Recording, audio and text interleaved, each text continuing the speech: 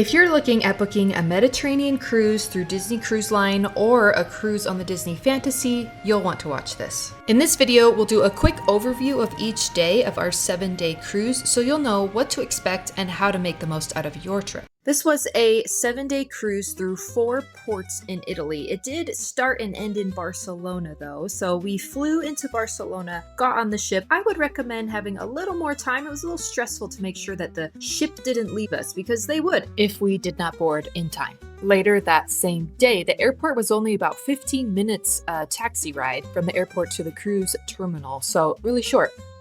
So past security and getting your magic bands and registering, you board the ship.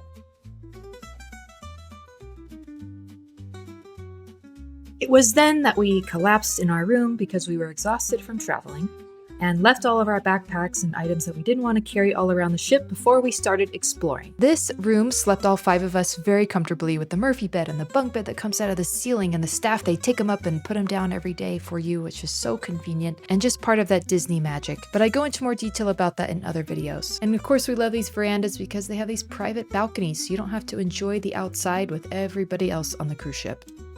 Okay, one quick detail though. These split bathrooms are a lifesaver for families because you have this shower tub combination with a sink in one separate area and then a sink and toilet. So they are 2 separate doors.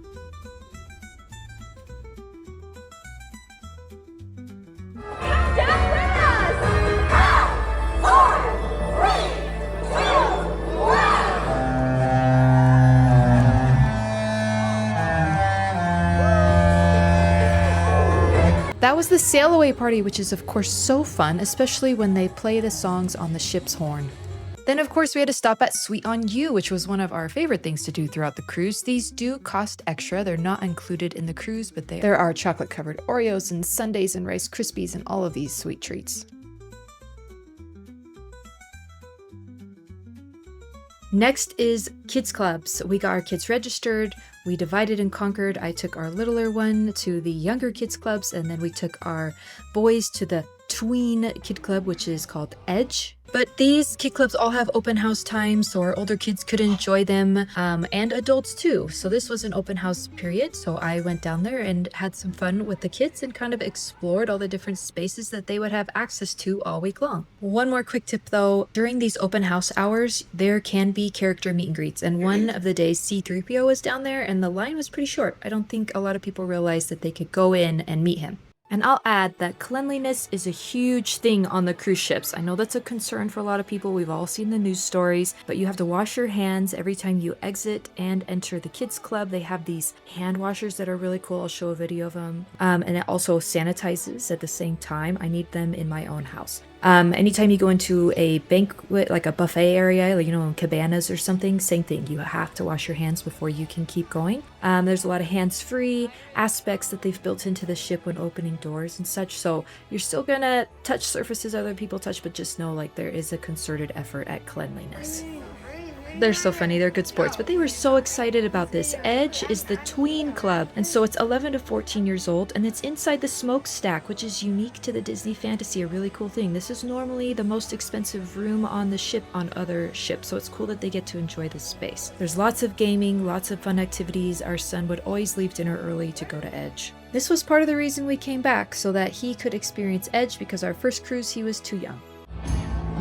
There is, of course, a party in the lobby. There's live music, always character meet and greets, always lots going on. This nearby the lobby is the Midship Detective Agency. We did this throughout the entire week. There are multiple different mysteries to solve. They give you instructions on how to do it, so I won't get too much into that, but they're interactive pictures around the ship, and it's a great way to get oriented to the ship and kind of learn your way around the different decks and where everything is. Be sure to say hi to Pepe for us.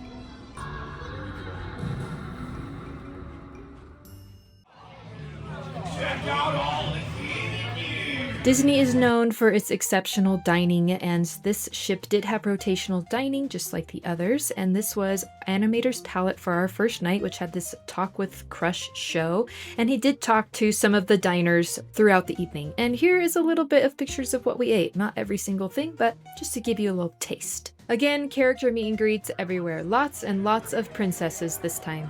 This was the first time ever that we started collecting signatures with characters. And so every single night, my husband would take our daughter and go get as many as he could because other people would usually be in bed by then, and there was characters still out at 9 to 10 p.m. But of course, I had to go hit the shops, and if there's anything that you're worried about forgetting, they may have you covered. There's charging cables and memory cards and a fan and batteries and medications. What if you don't know if you get seasick? That happened to us on our last cruise with one of our kids. So there are pressure bands and nausea medications and all these other medications, even a binky, because if you had a baby and forgot that, that would be a nightmare. And don't forget your headband. And a beautiful sunset to end the day for Embarkation Day. On to day 2. The kids and husband slept in and then went and got themselves some breakfast while I went and did the Art of the Theme tour, which is one of my absolute favorites, an 18+ only adult tour where if you love things like hidden Mickeys or knowing all the little secrets around the ship, you will love it too. Now, if you just want burger, fries, and pizza quick near the pools, the kids did this more. I wasn't really interested in these foods, but you have Casa de la Tires and Tow Mater's Grill. Now, one thing my kids have come to love on Disney cruises is bingo. They get to sit there, even hold it, and dob along as the numbers are called. They just can't win the actual money, but their parents can. Then we got some treats. Of course, these are included. This is at the Vista Cafe. Then I forced my husband to do another activity with me that was called Europe Awaits. And this was should have been required reading for everybody on board. I was shocked that hardly anybody was there, but they had information about all the ports, including what deck to get off on, what times all ashore and all aboard were, when you would need your passport, maybe when you wouldn't need your passport, if there was going to be a free shuttle and where it would go and when it would come back. And also, if you don't do a port excursion through Disney, they may leave you behind if your port excursion runs late. But if you do a Disney port excursion through Disney Cruise Line, they will wait for you. So that was an important distinction. At the end of our second day, we had a dinner at Enchanted Garden. Now, this one doesn't have any spectacular show per se, but the ceiling does change and those flowers open as the night progresses. And if you want a little peek-see at the menu, then here's a picture of that and some of the food we got. The ravioli were delicious, and there was an Anybody Can Cook class earlier that day that was teaching how to make these, and that dessert. Look at that. And of course, we can't let the night end without some more character meet and greets. At this point, I wasn't sure if this was more for her or for my husband, because he just kept taking her every single night to go get these character signatures and hugs and pictures, but it was a really sweet time that they had together. Well, on to day 3. This is Port of Palermo. We are in Sicily. We got our breakfast before we set off. We just walked the port. We didn't take any transportation anywhere. And we had set up, not as a Disney excursion, a Sicilian cooking class that we did with our family. And so we met our chef guide, and he took us through this market, and then we learned how to make pasta, and it was a wonderful outing. It was 4.5 hours, and we were a little nervous that that was going to be kind of a long time for the kids, but it wasn't at all. And then he told us where to go and walk on our way back and where to get the best gelato, and it was the best gelato of the entire week. Then back to the ship we went, and there's Goofy, and he's in this gondolier Italian outfit, and we went to the D Lounge and did a animation art class. That was really cute. We were pretty proud of ourselves. Then we did dinner at the Royal Court. There's really cool mosaics you can see behind me. There's princess mosaics and all these little Disney details. It's supposed to be more fine dining, and so on the menu was escargot, which we had never tried before and had to do it, but there is my face of regret. And a deal was a deal, so my husband had to try them also. But the other parts of our meal were tasty, and the mosaics were, of course, beautiful. Then it was goodbye to Palermo and the end of a great first day at port.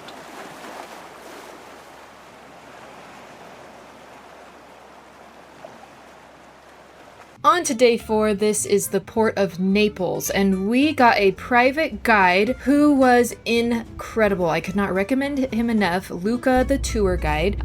He took us to Amalfi and Pompeii, but what I didn't know is we were also going to stop at Ravello, and so he kept saying from the sky to the sea. So we drove all the way up to the top of this mountain and saw this beautiful village where they do this sunrise concert, and it's something that they're famous for. This adorable cat. Then there were terraces all the way down the mountain of lemon groves, which were just beautiful. This whole area was just truly incredible. And Luca was so great to teach us about all of the history and answer all of our questions, and so patient with our kids. They just loved him. And he gave us the choice. Do we want to take stairs down or be driven down? And these are about 1,000 stairs down from the top of that mountain to the bottom down at the coast. And we're so glad that we did the stairs. We only are going to probably be here one time if we're lucky in our lifetime, and we wanted to fully have that experience. So even though maybe we were a little tired at the end and our legs were a little wobbly, it was 100% worth it. And a quick side note, my daughter and I had to use the restroom, and so we had to go buy a pastry in order to use the restroom because restrooms are not free in Italy. You either have to pay €1 or buy something at that shop in order to use their restroom, so just know that. So then Luca and our driver took us over to Pompeii, and before we went into Pompeii, we got the best pizza I have ever had in my life, and that is not an exaggeration. Vanelli was so good. Obviously recommended by a local, by Luca, and he just went on about the quality of this place, and it's really right across from Pompeii, so you would think it's like a tourist trap or something, but no, it was so incredibly good. I would go back just for that pizza.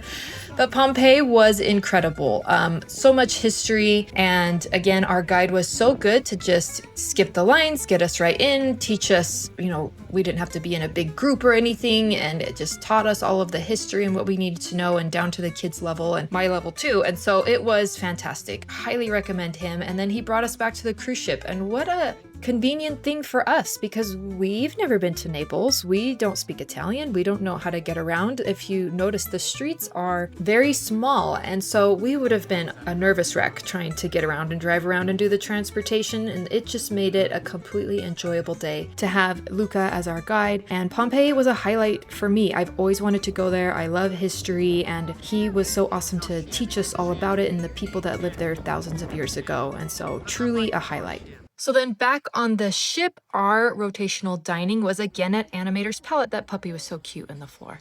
And so this time was the show that you hear about in Animator's Palette, where you draw on your placemat a character, and then those characters are then animated on the screens around the dining room. My husband's cat was a particular favorite and kept getting played over and over on the screens. All of the food this night was really good. That beef Wellington, there was so many good options. It's hard to choose, and you can choose more than one. And when we got back to the room, Wally was there to greet us with some chocolate. But that wasn't the end of the day. We wanted to go try out the aqueduct. It was far less busy in the evening. This was also during the second, there's 2 dining times, and so we were the first dining slot, and so a bunch of people were at dinner. So this was a great time to enjoy the pools and the aqueduct. We literally didn't have any lines and just ran up and did it over and over as many times as we wanted, and we did several times. It was very fun. Plus it was all lit up, so that just made it even more magical.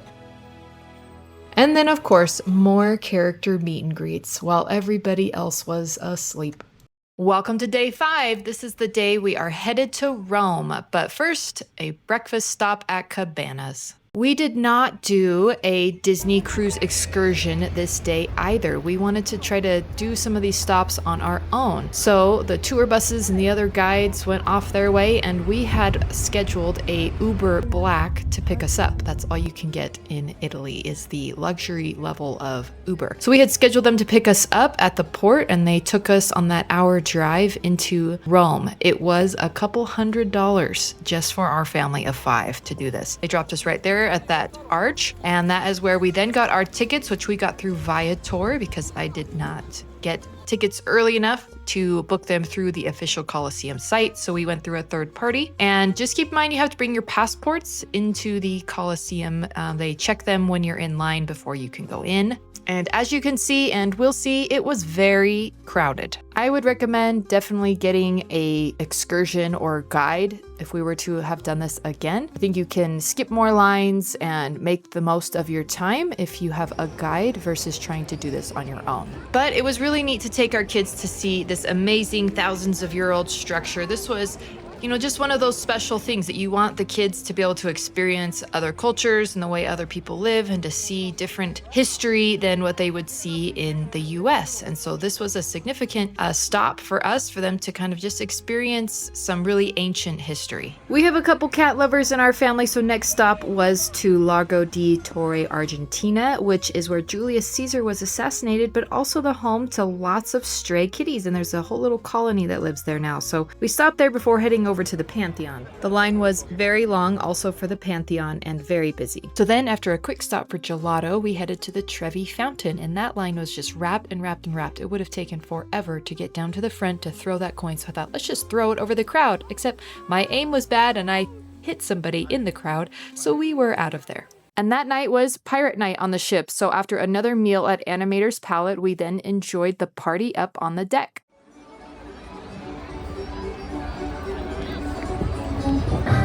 Oh, that's easy. If you be ready for lesson number 1, then Darby shout aye! This is day 6. There's our breakfast again at Cabanas before we decided to venture into Livorno. We were not sure what we wanted to do with this day because when we were planning, we had a lot planned when we went to Rome and Naples and all those other days, and we thought we might be tired. And he looks so optimistic there, but little did he know what was about to hit him. But we thought, well, there could be a chance we never make it back, so we better try to at least go see the Tower of Pisa so we can say that we saw it. And it was a free shuttle from the port to Livorno, and then we had to take another bus to the train station. And don't forget to validate your ticket in this little yellow thing on the bus or they'll fine you. To then wait an hour for a train before then taking that 20-minute train ride to Pisa. Then from the Pisa Central Station, we then had to take another bus that then finally got us to the Tower of Pisa. And that took us 3 hours. If you take an Uber, that's a 30-minute ride, but we had spent so much on Uber in Rome the day before, we did not want to have to get another Uber. And then when we tried to look for an Uber, it said it wasn't available. So I'm not sure what was happening in Livorno, why we couldn't get an Uber, and the Free Now app, we also couldn't get a taxi. So we committed and kept trying the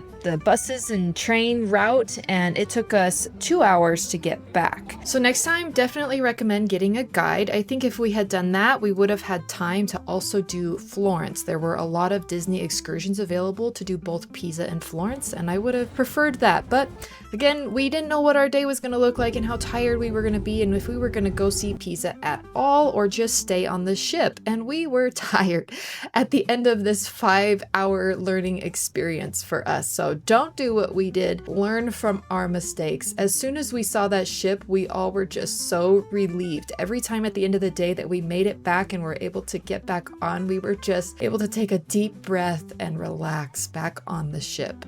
And dinner this night was in the Enchanted Garden again, and this time there was a cute little Mickey show where they came through and the characters were dancing and it was fun. And then we enjoyed a beautiful sunset to wrap up day 6. Day 7 was a welcome day at sea to rest from our busy week before and then having to travel the next day back home. So we enjoyed the special Mickey churro waffles that are a treat every cruise. And then we went and shopped some of the things that we wanted to get before we left. And we enjoyed a range of activities on the ship, from the Anyone Can Cook class to the virtual golf simulator, which we did pay a little extra for. We enjoyed movies and the Believe show, and of course, the all-you-can-eat ice cream. And then my husband and I capped off the night and our entire trip with an adult-only dinner at Palo, and it did not disappoint. It was so good.